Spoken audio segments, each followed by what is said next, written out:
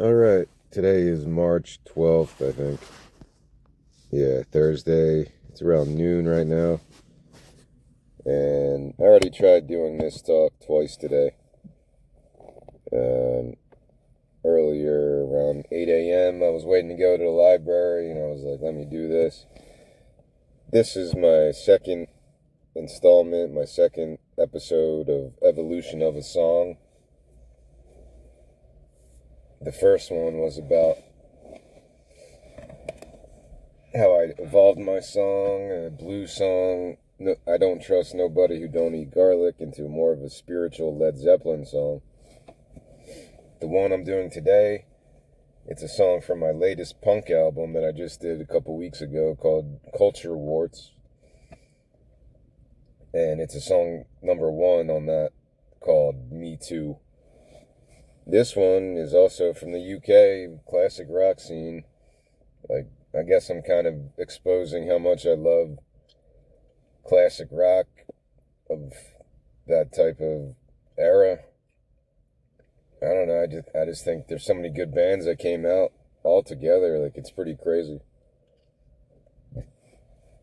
This is kind of inspired by Pink Floyd, which isn't surprising because out of all those big bands, Beatles, Rolling Stones, The Who, Led Zeppelin, and Pink Floyd, I guess, would be the big ones. Maybe Queen too for some people, like Queen more than anyone. And yeah, they're all great bands. I'm not gonna argue which one's better. Let's do a ranking. I don't want to do a ranking. But Pink Floyd's the one band from the UK that from that era of 60s, 70s classic rock that has stuck with me the longest, I think. I get more intrigued by listening to Pink Floyd on repeat listens than any other band, even the Beatles. I love the Beatles. I like most of those bands I mentioned in their own rights to different degrees and different times of my life. But yeah, Pink Floyd's the most interesting and most mysterious, maybe not mysterious. Led Zeppelin, I said, was more mysterious, I think. But more captivating to me in concept albums and writing like cinematic music more than any other of the other ones. Although the Beatles kind of did that too, right? Yellow Submarine and other stuff. But I don't know. For some reason, Pink Floyd just connects with me.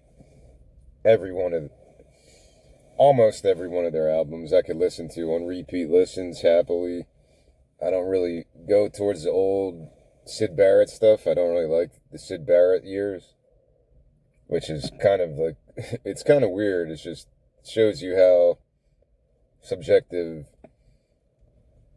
music is, because some people swear by Syd Barrett and they like that jangly psychedelic.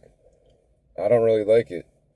Even some of their hits with Syd Barrett never connected with me. So I'm kind of, I don't know, maybe I'm a different kind of Pink Floyd fan. I just like the more loud, even like Animals, that type of guitar sound, and The Wall, Dark Side of the Moon, of course. And even the Division Bell I thought was really good. Some of the other like solo stuff I've loved from Gilmour and Roger Waters had some weird stuff too. Like he did like an opera, Amused to Death, I think. I don't know a lot about it, but I think I did give it a listen.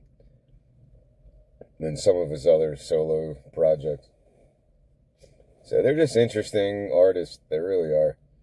And they've been doing it for so long, so you got to give it respect. So the song that I'm talking about today in this Evolution of a Song, episode 2, is Me Too. And it's a punk song, so why am I thinking of Pink Floyd? Because Pink Floyd is not really anything to do with punk rock. Like, there might be the most opposite to punk rock. Didn't Sid Vicious wear a shirt say like "fuck Pink Floyd" or something? Like, I think The Wall is punk rock. I do. I think The Wall is like a punk rock flavor to it. Not in the music, but in the FU to the music business and the entertainment business. The FU to, I just had a word, but I lost it. To social normalization, something like that I'm going for. An FU to miseducation, an FU to Big Brother, being in your business, big government, and all that stuff, which the UK always proudly symbolized, I thought. Well, even though they have a monarchy, I feel like the people always had that spirit. When I thought of the UK as a kid, I don't know why, I just always thought it was like a everyman type of country, because the pub culture and just the stuff I think about, old English stuff, and it's just cool.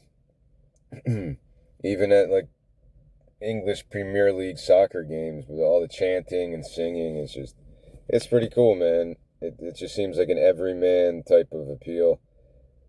Like, what's more everyman than just going to a pub and then going to a soccer game or a football game? So it's pretty interesting how the music connects to that. But I do consider The Wall to be like a punk concept because of that feel to it. It's got an FU to the establishment, whatever that establishment you want to create. It's nothing specific. Whatever establishment you're trying to tame, to put limits on, because they're putting limits on you. So you're putting limits on them, and everyone's putting limits on each other. It's a weird type of relationship as you age and get older. But yeah, The Wall, like, I know people would probably say Animals is probably more of a punk rock concept. It's more about capitalism, pigs, and all the metaphor of Animal Farm and stuff like that. And that's probably valid too. But when I think of the visuals of the Wall, maybe that's why it's coming to me as a punk album. Like, I just feel like it was an FU. Like, it was in terms of what Roger Waters, because he was pissed off at how the concerts were going and stuff. This is on my brain right now, and I'll get into why The Wall is influencing the evolution of this song, Me Too. But I listened to a podcast during my fast. I fasted from last Friday, 6 p.m. till Monday, 6 p.m. I fasted quickly for 3 days. Just felt like I needed to do it for some reason.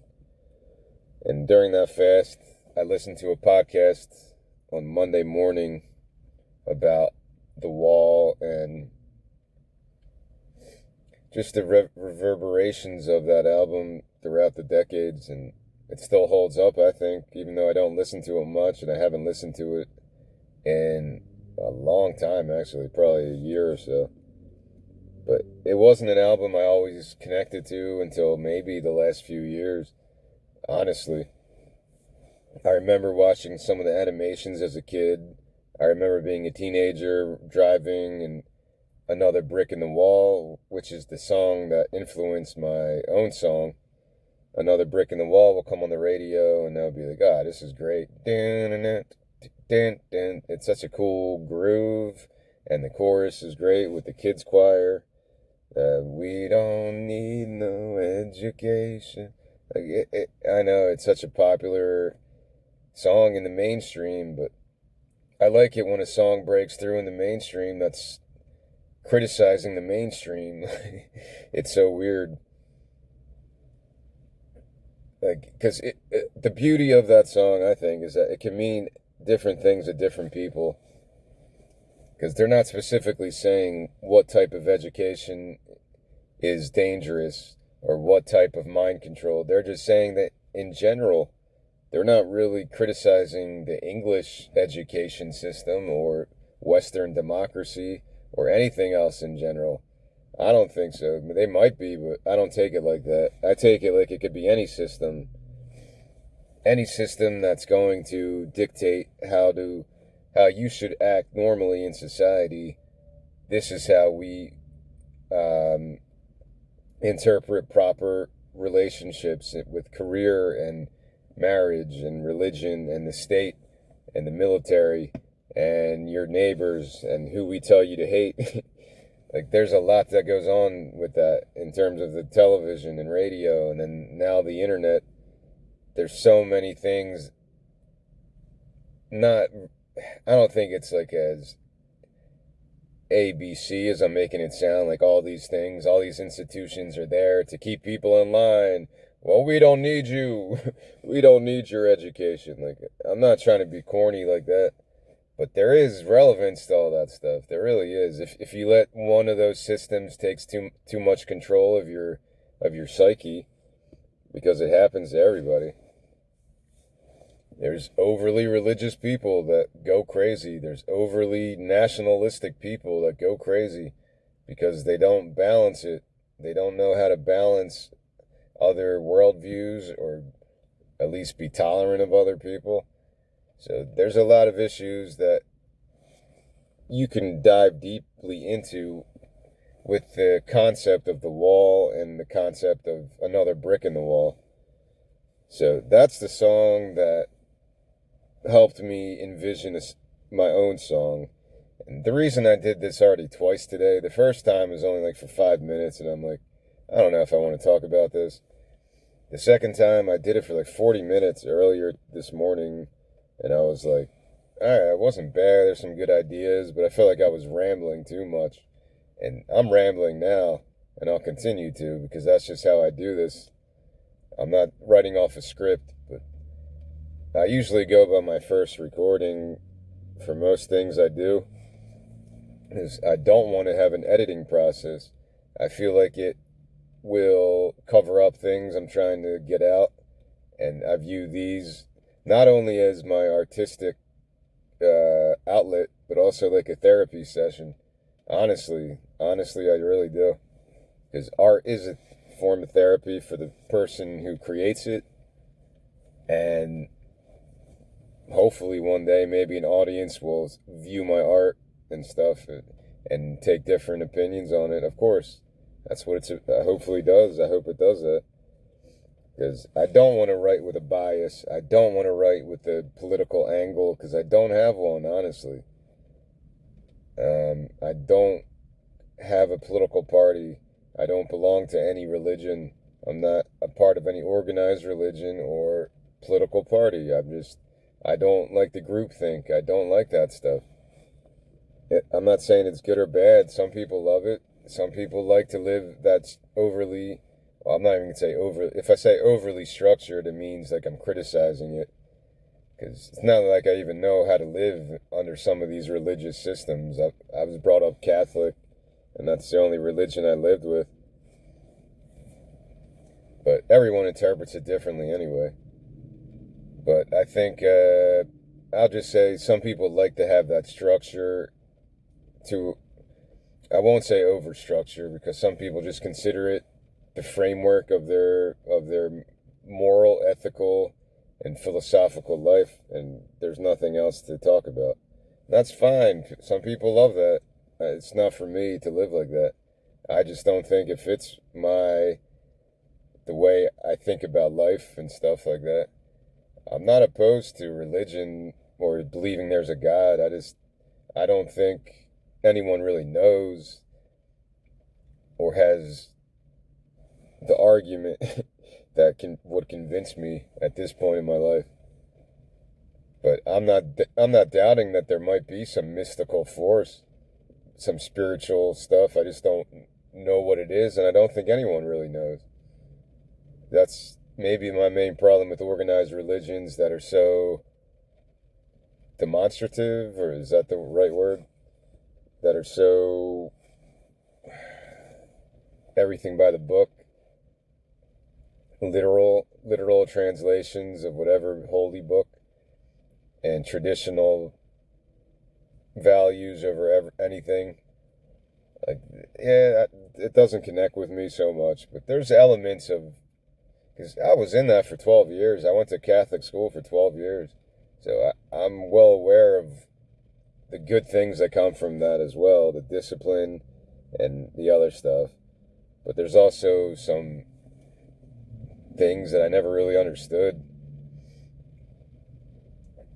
I won't go as far as to say brainwashing, but there are manipulations that are involved with religion and religious upbringings and stuff like that. Because you're speaking for God. As a religion, you profess that you're speaking for God. And that's a dangerous power, like the most dangerous. Because that could be easily just corrupted, and that's been seen so many times. But I don't want to talk. This isn't really what this message is about. I'm just rambling. The song that's actually going to be evolved, if I ever get to it, is called Me Too. And I wrote this punk album, Culture Awards, during the big snowstorm we had a couple weeks ago in New Jersey. And I didn't mean to. I wrote the first song, which is the one I'm doing right now, Me Too. And it came out so quickly that I just kept going. And I wrote 8 songs in like under an hour, which I've never done before. Like, I write punk songs pretty quickly, especially some of these are not even like, there's no lyrics at all. The third song on this album is just the Fourth Amendment. That's all it is. It's just repeating the Fourth Amendment to punk music. And then some of these other songs, one I put in Spanish because I was learning Spanish at that time. I'm still learning Spanish. That's the only thing I'm doing right now is learning Spanish and trying to get a job out west. That's the only things I'm focused on. So I'm cutting ties with like all the volunteer stuff I'm doing, besides a couple of them that are close by, and I'm still going to give blood, but that's about all I'm doing right now. And I said once I get settled on the West Coast, I'll still continue the Red Cross, definitely, because the blood thing is the most meaningful thing I've done over the last 4 months or so.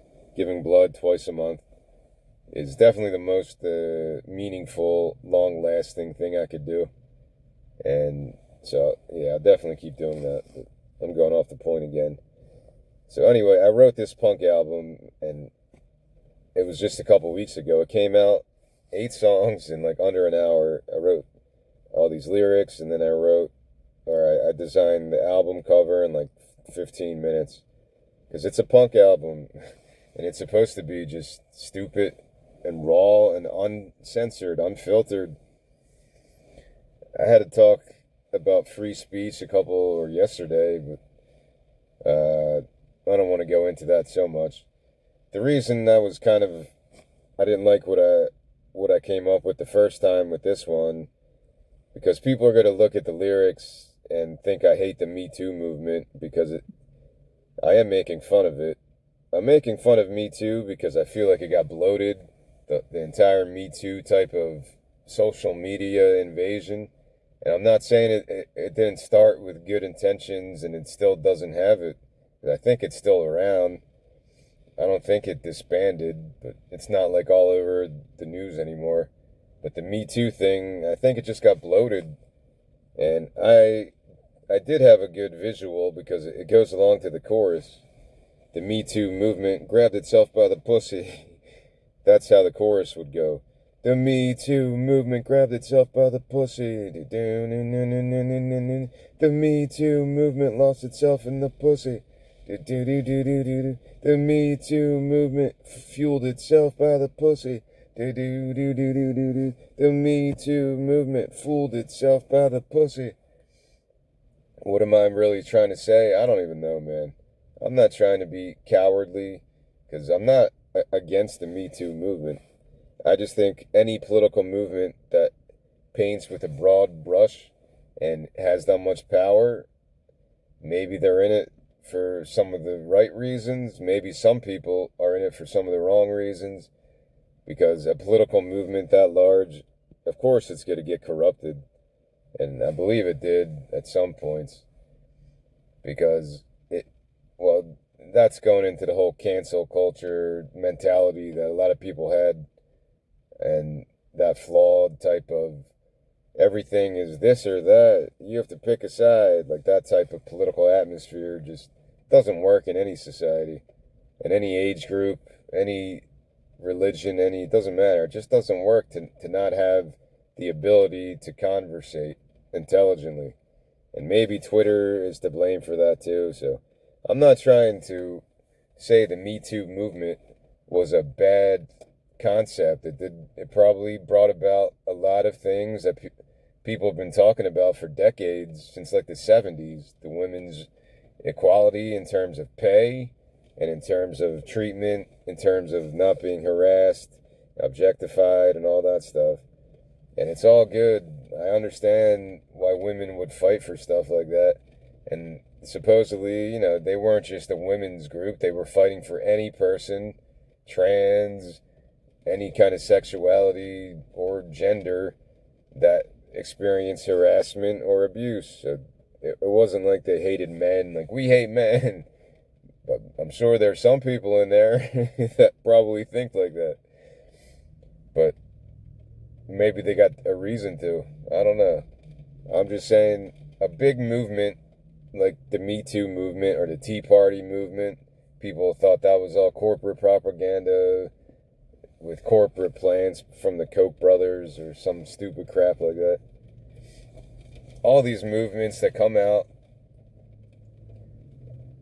they're probably organic. Hopefully, they're not just like made up by the media. I don't know. This one seemed like it was a real thing. The Me Too thing, it seemed like it was legitimate, and it had a rightful cause. Maybe because of Trump. Maybe that added fuel to it because they didn't like Trump. I don't know. If it wasn't Trump versus Hillary, would the Me Too movement have existed? It's a good question. Because I guess they were so... Because that's when it started, right? 2016, Hillary versus Trump. I believe that's when the Me Too movement got started, but I could be wrong about that. But I just remember the pussy comment, which is why I put that as the first line in the chorus. The Me Too movement grabbed itself by the pussy. And the reason, it just gives me an interesting image. I like to look at it like at the snake eating its tail. That's kind of the image I get. A movement could grow and really affect good change, and then it just becomes bloated. I believe Dave Chappelle talked about this too on his stand-up when he talked about Me Too. I did look it up earlier. He was saying how, yeah, you're going to eventually make enemies with everyone, and I think he was trying to say it like that, and some people will become your allies. You're going to have imperfect allies. I think he was saying something like that, because it became almost like a puritanical test, I think, like a temperance movement type of thing. And I don't know if that's just my own thing or other people overtook the Me Too concept and made it something differently. I don't know. I didn't do a lot of research on this, and I'm not going to. This is a stupid punk song that I wrote. I'm not against feminism, as long as it's like for equality for all people. I'm all good with all that stuff. The partnership, gender equality thing is probably the way it's supposed to be. No patriarchy, no matriarchy. Just people are human beings and they can do whatever they set out to do in life. That's kind of where I fall, so I probably agree with a lot of the stuff people talk about. What does this song mean? I think now that I look at it, because I didn't really know what it was going for, except for that first line was from the Trump line. He grabbed her by the pussy, which I'm sorry if some people take offense to that, but that's just funny, man. The president is saying, or the president-elect at the time was saying he's going to grab someone by the pussy. I'm sorry, but it's just funny. I'm sorry if people take it like he's promoting sexual abuse, because of course I don't know if people took him seriously when he said that. Did he actually do that to someone? I don't know. I took it like a hyperbole type of thing. Like and I'm not a Trump dude. I didn't vote for anyone. I haven't voted for anybody. So I'm not trying to defend people or make people angry or pick a side in whatever this stupid dichotomy is. But I took it like it was just some dude talking to another dude, and he's just trying to act all macho because everyone's been there where they want to impress their men friends like that, and they say stupid shit. So I didn't. Did Trump really just walk up to some lady and grab her by the pussy? I don't know. Is that what really happened? I'm sorry to laugh at it because it's not funny if it really happened like that. But the image is funny to me in terms of how I used it for this, because people made such a huge deal over that thing. I don't understand. Like, what was I watching? I was watching some show,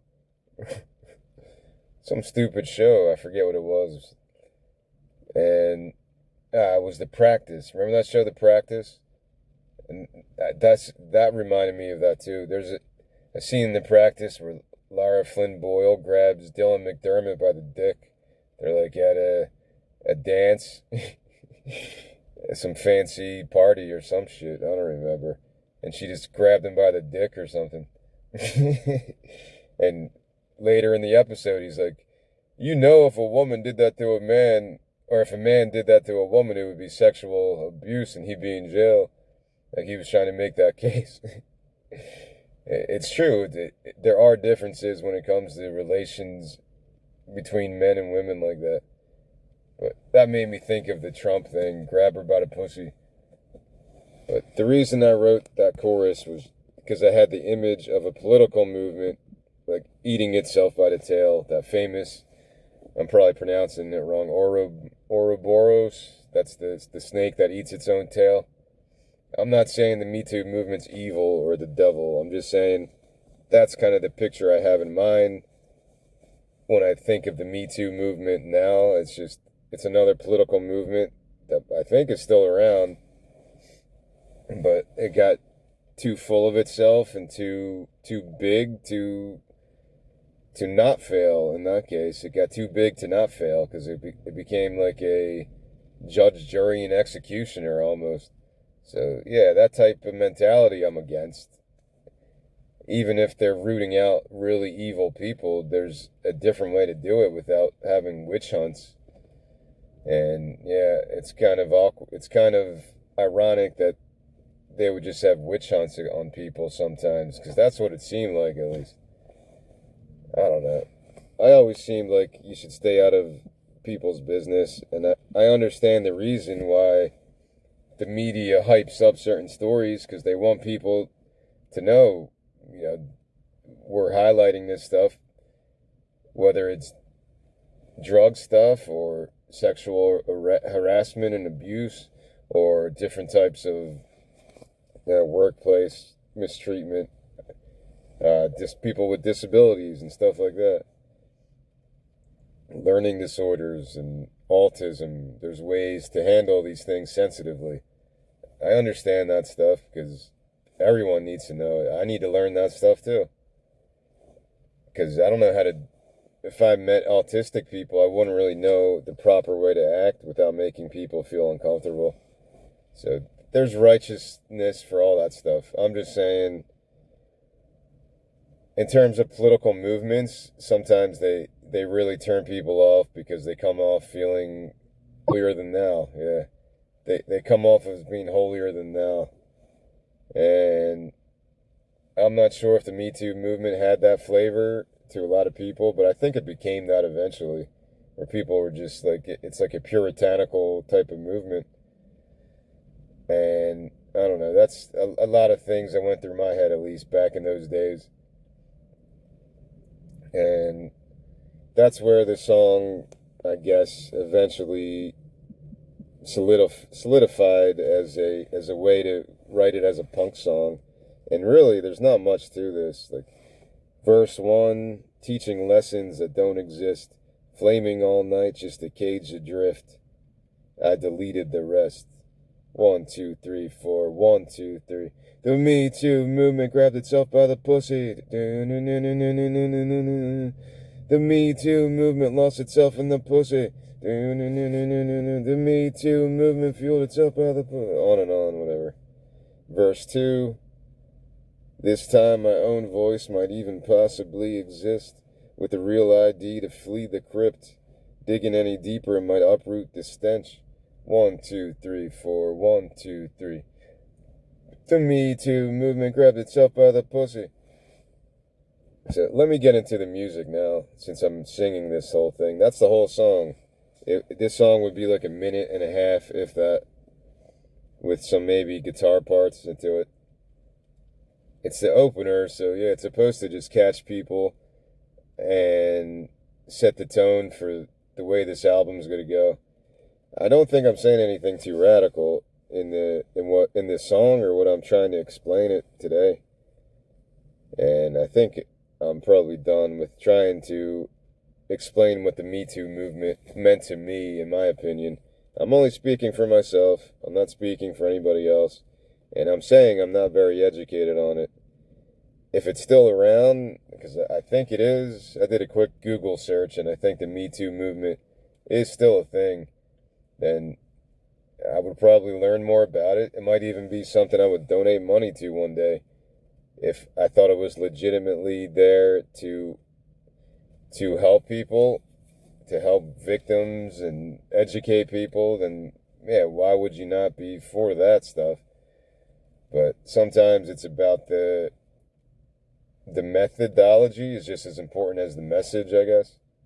And that's very difficult for any political movement, because during that year, and it's still the same today, the Hillary versus Trump years were terrible, man.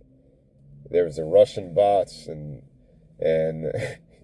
what was the other ones? Well, grab me by the pussy. That was like the big surprise. Like, oh, this will take the Trump candidacy down and make everyone look stupid with egg on their face.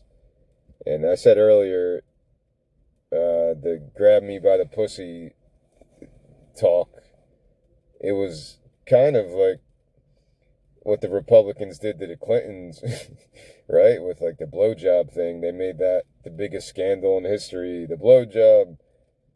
President got a blowjob. Oh, God. The world's going to end. The country's done. We're all going to hell. And then some of the same Republicans, if they're still around, well, the Republican Party is kind of different now, I guess. But now they're siding with like Trump and all his stuff. It's just kind of funny to see the process of politics. And one day you're saying this guy's the bane of existence because he got a blowjob. I'm not saying that was right. Yeah, there's some validity to that. You shouldn't get a blowjob from an intern in the fucking White House. But there's also like some level of hypocrisy. If the same people who were saying that you know what I'm trying to say. Whatever. Politics is stupid. If your party is the one that's guilty, then you defend. If you're the attacking party, then you attack. And that's just how it is. You don't really have a lot of principles sometimes in terms of party politics. You just pick a side and fight with the least amount of hypocrisy as possible. The least amount of contradictions and whatever else.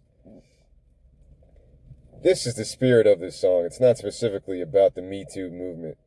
I'm trying to just convey that message for the youth, especially, because you should know that party politics is very deceptive, and it's sometimes designed to work against your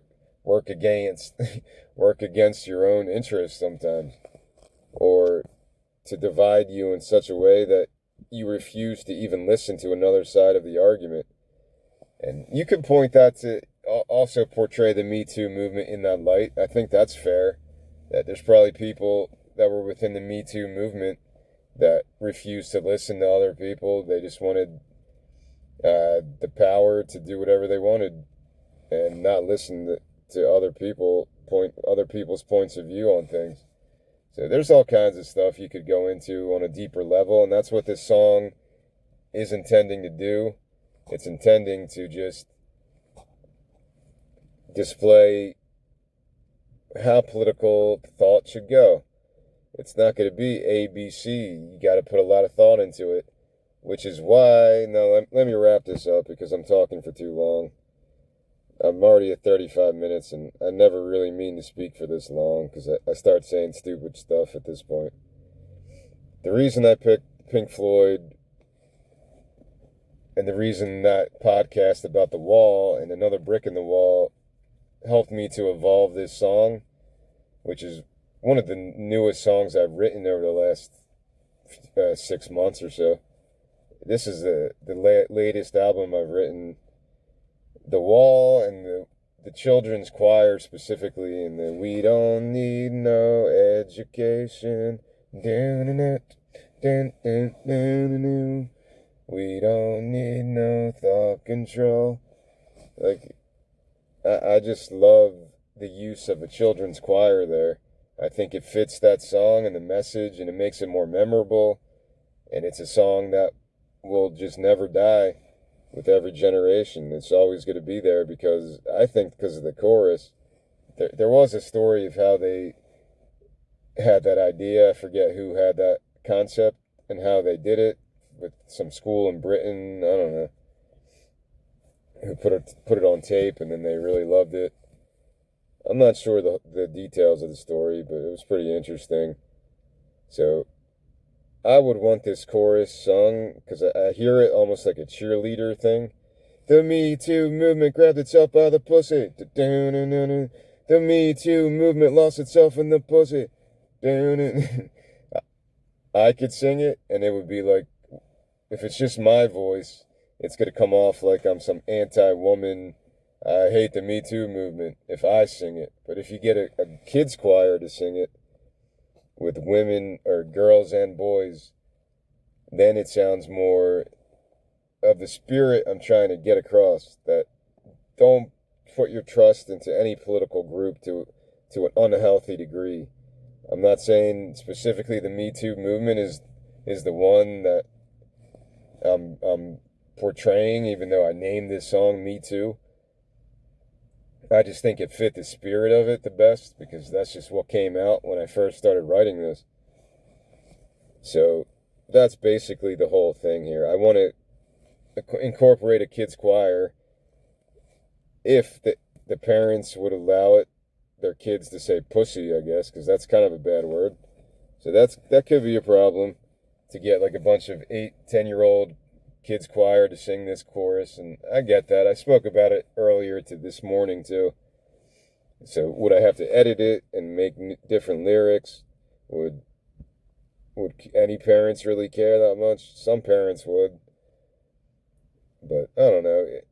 I think the only way this song works on that meta level with so many different layers is if you have a children's choir incorporated into the chorus of this song. Because me just singing it, if I was the one performing this, it would not have the same political effect that I'm desiring. Yeah, I want to mess with people's heads through this song specifically, because the Me Too movement had that effect on people. It had an emotional, psychological effect on people. And it's good and bad. Like, it's almost like why people say the Vietnam War ended, because people started seeing all the pictures of the horrifying images. If the media didn't show that disturbing side of the war, people might not have really cared that much. So sometimes you do need to shock the system, shock your own system personally, and shock the system on a larger level. In terms of the optics, I'm talking about. In terms of optics, sometimes, or messaging, same thing, really. But you can message through visuals, just like words.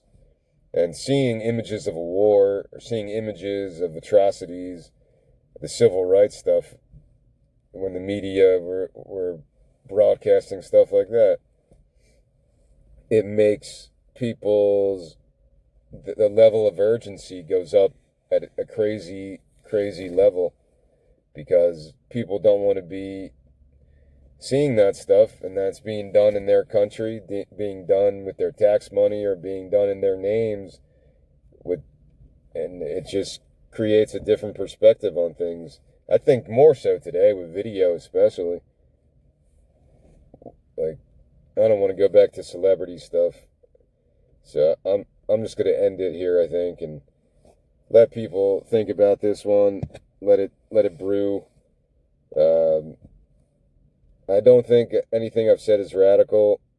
I'm just saying how political movements can become bloated and full of itself to the point where they eat themselves. They grab themselves by the pussy. The snake eats its own tail. And that visual, I think that was the first line I came up with. The Me Too movement grabbed itself by the pussy. That was the first line I had, and then everything else just formed from there. And this captured me so much that I wrote 7 more songs right after it. Well, kind of. Some of them are hardly any lyrics at all, or no lyrics. But I put a whole album together in under an hour, which I've never done before. So there must have been a spark inside of me of why I wanted to write this stuff, and I guess it's coming out now. I guess that's everything, but just like I thank Led Zeppelin, I guess I'll thank Pink Floyd for giving me that inspiration and stuff, because that's the reason I wrote this.